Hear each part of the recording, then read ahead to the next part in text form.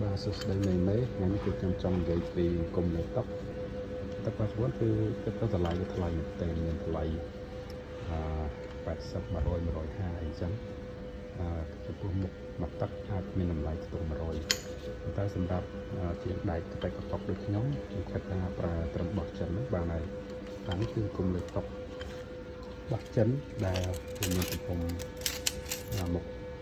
មកទឹកខ្ញុំទិញមួយ100000ទេបាទប្រើបានហើយខ្ញុំបានទិញមួយទៀតនេះមកទឹក2ខ្ញុំទៅធ្វើមុខការពារវាហើយដោយសារខ្ញុំប្រើដើម្បីកាត់ដែកអញ្ចឹងដាក់ការពារទៅខ្ញុំឲ្យវាឆាប់ខូចមុខរបស់វាដោយសារវាខូចខ្ញុំដូរតែមុខការពារវាអញ្ចឹងបានហើយមកទឹក2នេះទិញតម្លៃប្រហែលជា$50ទេបាទអញ្ចឹងគឺប្រើបានបបោហើយមិនចាំបាច់ចំណាយលុយច្រើនដើម្បីទិញគុំមកទឹករបស់ជប៉ុនទេគុំរបស់ជប៉ុនវាពិតជាល្អមែនហើយប៉ុន្តែถ้าប្រៀបធៀបនឹងតម្លៃរបស់ចិនគឺវាខុសគ្នា1 ជា 2 1 ជា 3អីចឹងបាទអញ្ចឹងសម្រាប់